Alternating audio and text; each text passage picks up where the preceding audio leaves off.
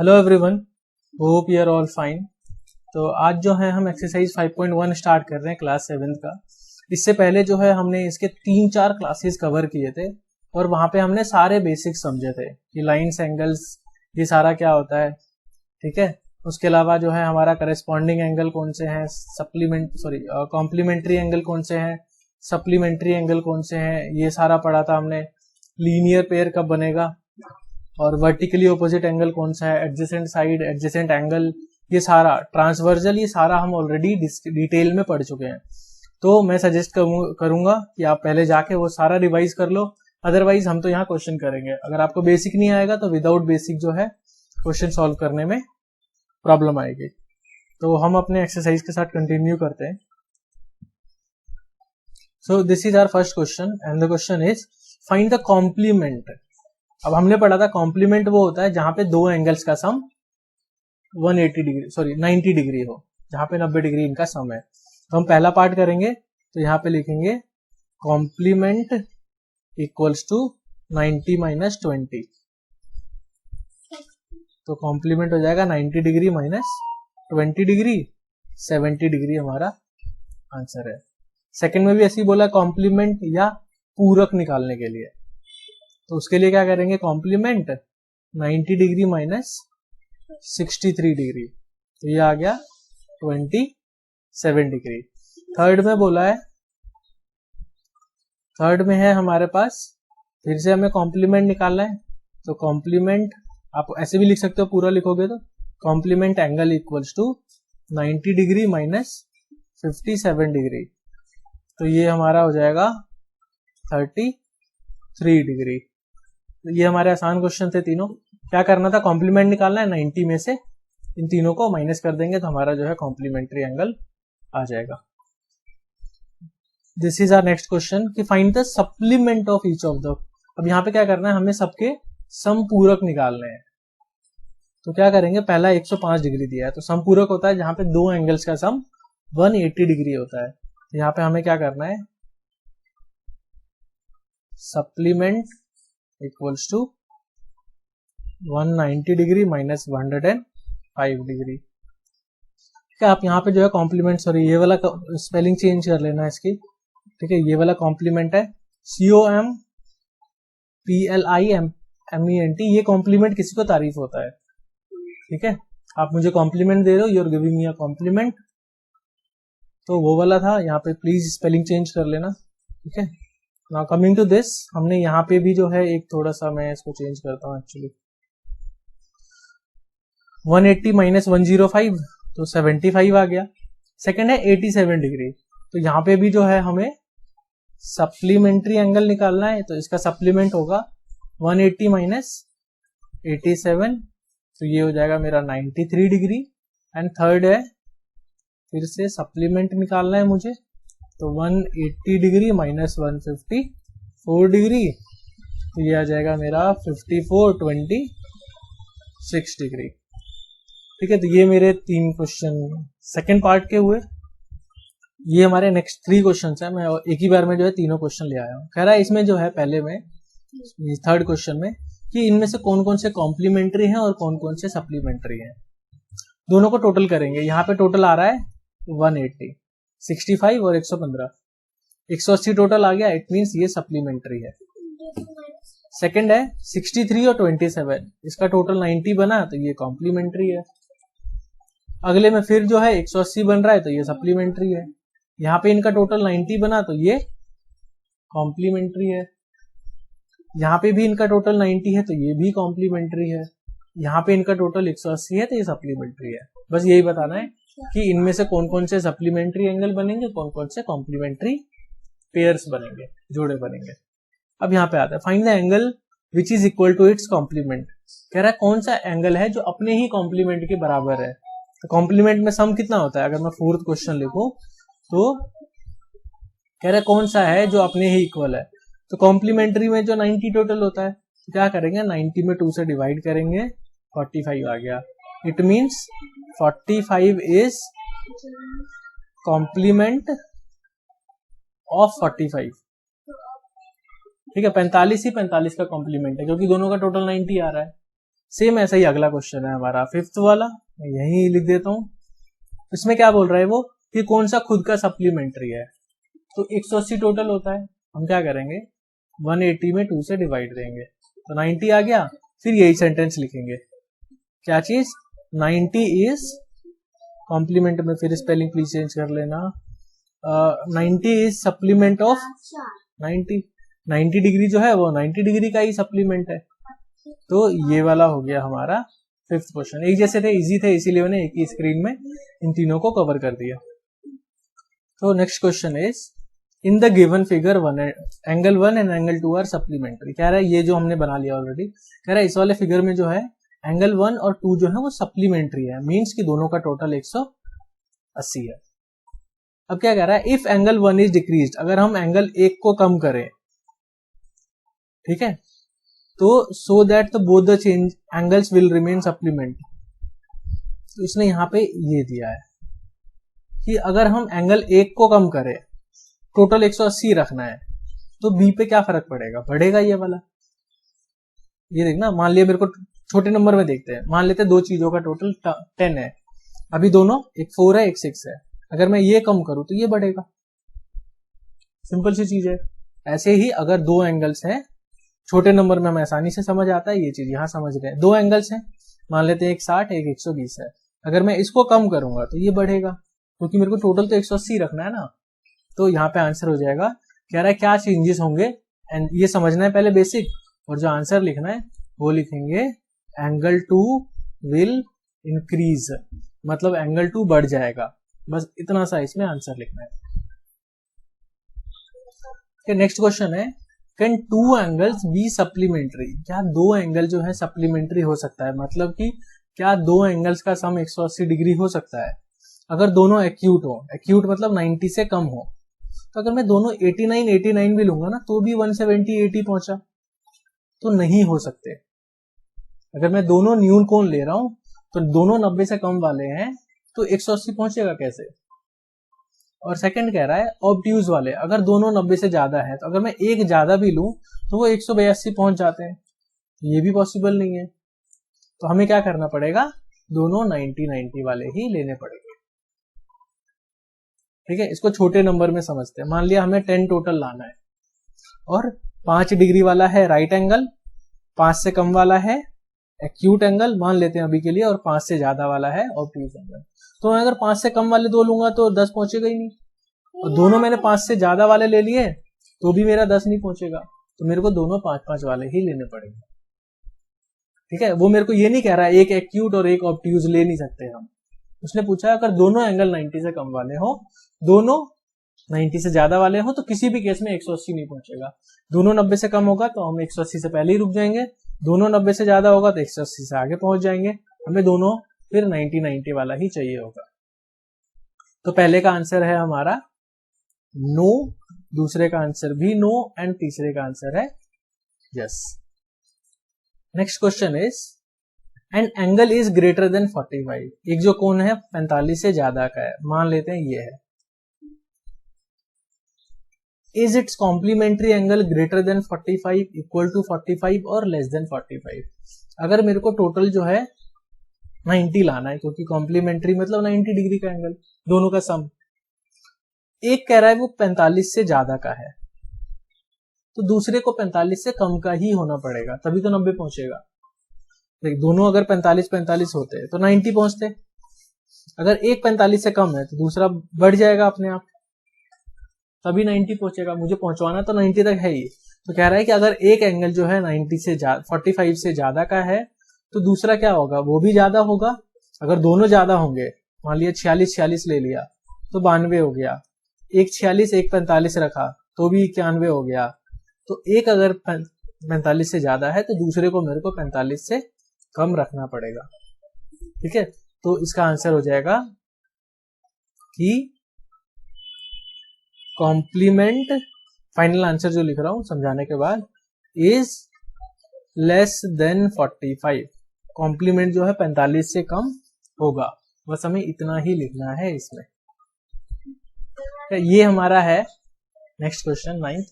बहुत ध्यान से समझना है इसमें, क्योंकि बहुत सारी चीजें आएंगी इसमें, और ये डायग्राम अभी हम 4-5 बार बनाएंगे, हर पार्ट को समझने के लिए अलग अलग डायग्राम बनाएंगे, ठीक है। और इसमें देखते कह रहा है क्या एंगल 1 और 2 एडजेसेंट हैं।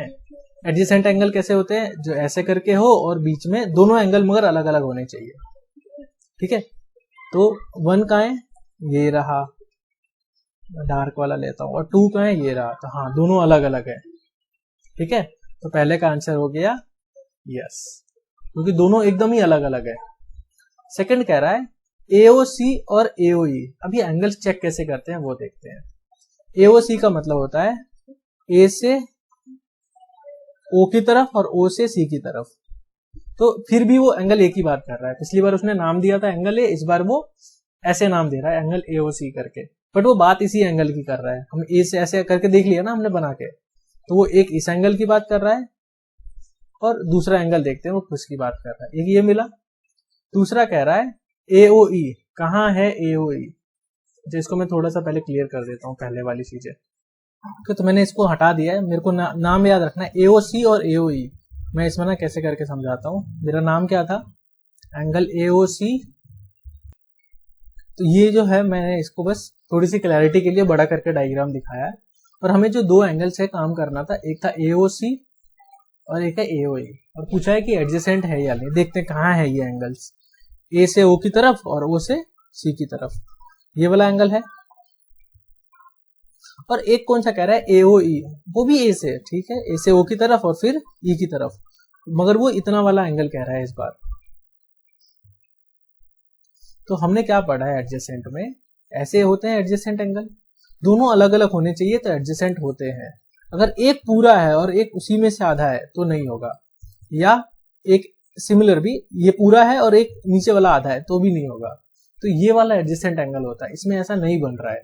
पिछले पार्ट में हमारा वैसा ही बन रहा था, जो उसने पहला पार्ट हमसे एंगल 1 और 2 पूछा था, वो सेपरेट थे। एंगल 1 यहां तक था, 2 यहां तक था, मगर इसमें कॉमन आ रहा है तो ये वाला हमारा नहीं चलेगा।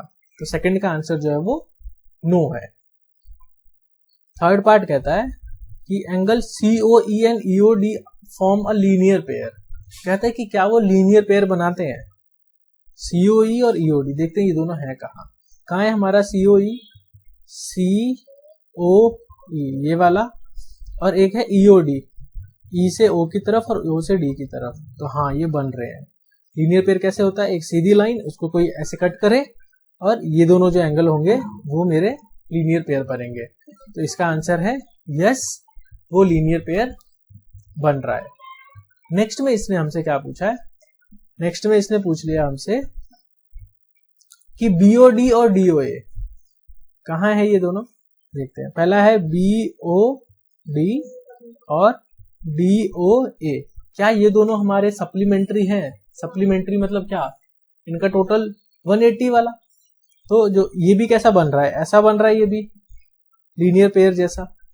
तो लीनियर पेयर ही सप्लीमेंट्री होता है, क्योंकि लीनियर पेयर का सम 180 होता है और सप्लीमेंट्री में भी सम 180 होता है। तो यस, ये भी जो है सही है। फोर्थ वाला भी हमारा यस है, ये वाला भी यस था, ये नो था और ये यस था। क्योंकि अगर हमारा लीनियर पेयर है, इन दोनों का सम 180 बन तो रहा है, क्योंकि ये एकदम सीधी लाइन आ रही है ऐसे, तो इन दोनों का सम 180 बनेगा। नेक्स्ट इसने पूछा है हमसे, is angle 1 vertically opposite to angle 4।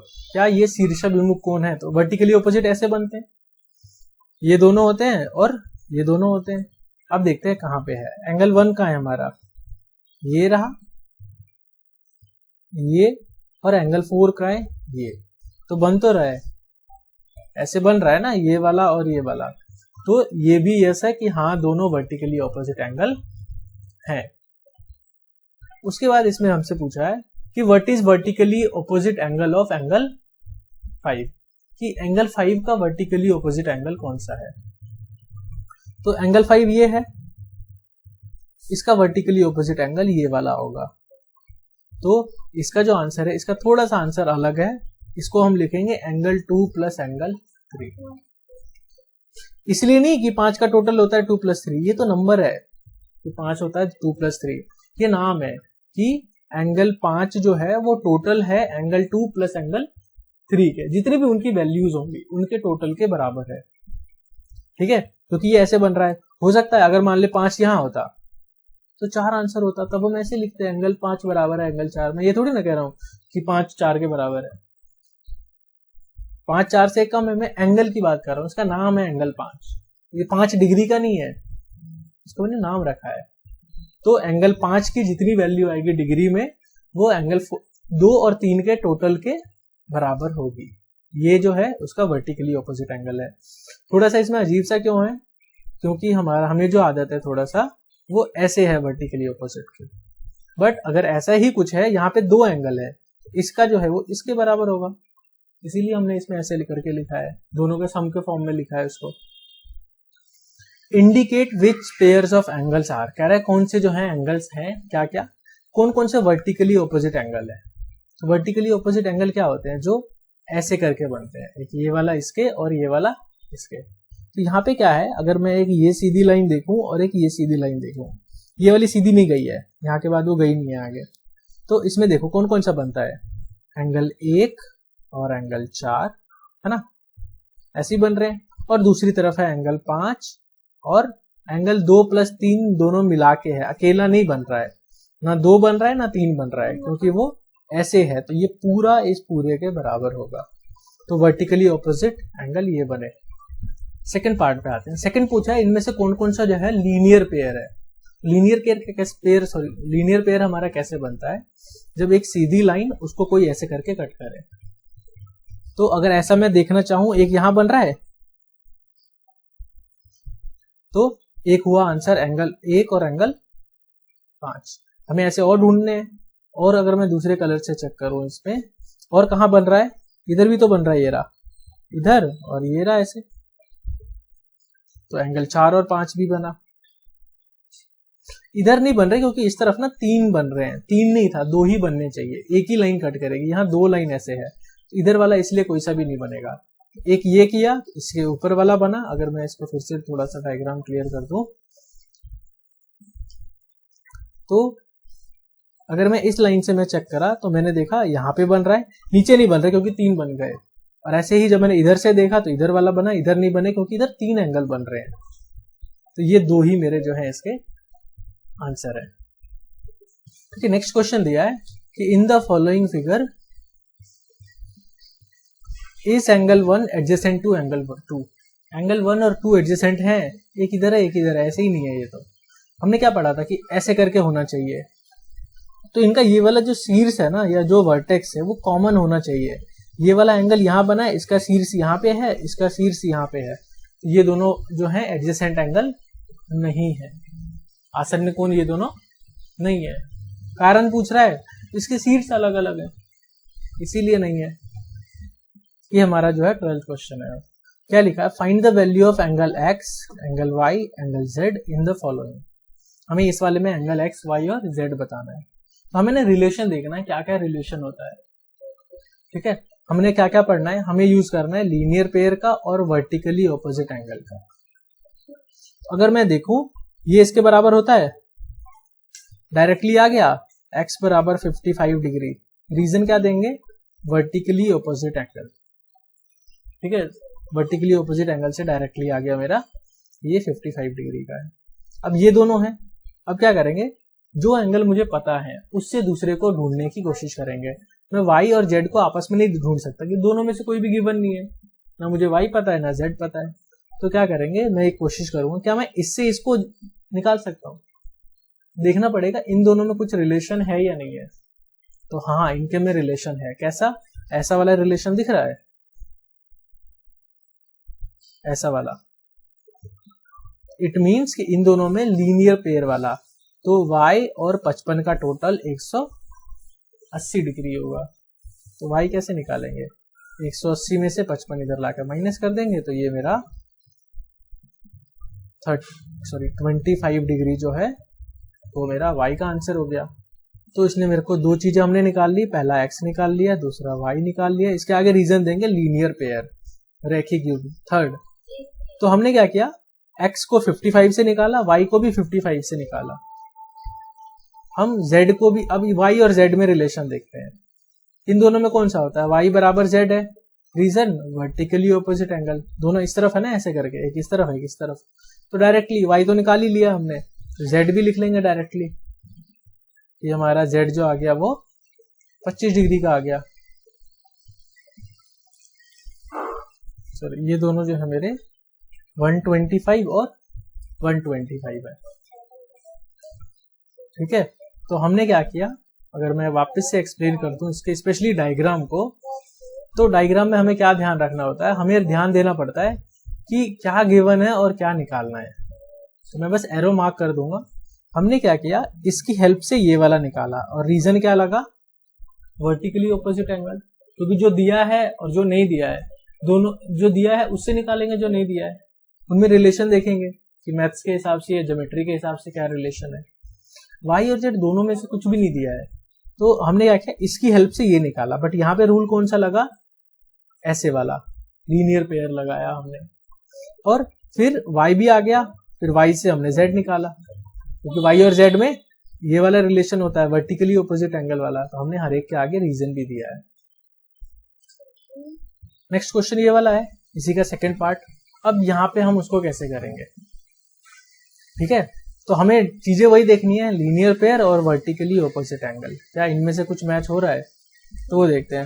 हमारे पास गिवन क्या है, 40 है, मैं वर्टिकली ऑपोजिट एंगल ढूंढूं तो ये वाला दिख रहा है ऐसे, तो डायरेक्टली क्या लिख दूंगा, z equal to 40 degree, reason दे दूंगा वर्टिकली ऑपोजिट एंगल, z 40 के इक्वल हो गया डायरेक्टली वर्टिकली ऑपोजिट एंगल से, क्योंकि ये लाइन ऐसे जा रही है, ये लाइन ऐसे जा रही है, तो ऐसे गई है, एक ये वाला है, एक ये वाला है, तो ये 40 है, तो ये वाला भी 40 हो गया। एक आ गया z। अब हमें निकालना है x और y में से कोई सा भी, तो हम इन दोनों में से देखते हैं कैसे निकालेंगे। हमें फिर वही रिलेशन देखना होगा पहले कि क्या इनमें कोई रिलेशन दिख रहा है मुझे, तो ये आ गया मेरे पास। अब वहां पे आते हैं, ये एक सीधी लाइन है, ठीक है, सीधी लाइन के ऊपर 3 एंगल बने हैं ऐसे करके, तो इन तीनों का टोटल जो है वो 180 डिग्री का होगा। ठीक है, एक ऐसे करके भी निकाल सकते हैं, या इन दोनों को भी अगर मैं देखूं ना, ऐसे दिख रहे हैं मुझे, ऐसे दिख रहा है ये, तो इनसे भी निकाल सकता हूं मैं। कैसे, y और 40 का टोटल 180 होगा, रीजन क्या देंगे, लीनियर पेयर, y निकाल लेंगे, 180 में से 40 घटा देंगे, तो 140 डिग्री का y आ गया, हमारे पास y भी आ गया। अब हम देखते हैं अब हमारे पास कौन सा बचा है, तो मेरे को ये बार बार हटाना पड़ेगा ताकि मैं डायग्राम को ढंग से एक्सप्लेन कर सकूं ये हमारा डायग्राम कैसे काम करता है, अदरवाइज पहले के साइंस में क्या होगा वो फिर हम देख ही नहीं पाएंगे। अब इसने हमसे क्या पूछा है इस वाले में, ये भी आ गया, ये भी आ गया। अब यहाँ पे अगर मैं ऐसे करके देखूं, ये एक सीधी लाइन जा रही है, ये एक सीधी लाइन जा रही है, तो ये वाला किसके इक्वल होगा, इस वाले के। इट मींस x और 25 का टोटल जो है वो y के बराबर होगा। रीजन देंगे तो वर्टिकली ऑपोजिट एंगल, x में नहीं पता हमें, y 25 है, सॉरी 25 है, और y की जगह लिखेंगे 140, ये हमने निकाला था। यहाँ पे x की वैल्यू निकालनी है, तो 140 में से 25 उधर लाके माइनस कर देंगे, तो 115 डिग्री का मेरा जो है वो x आ गया। ठीक है, ऐसे करके ये वाला हमारा सॉल्व हुआ है।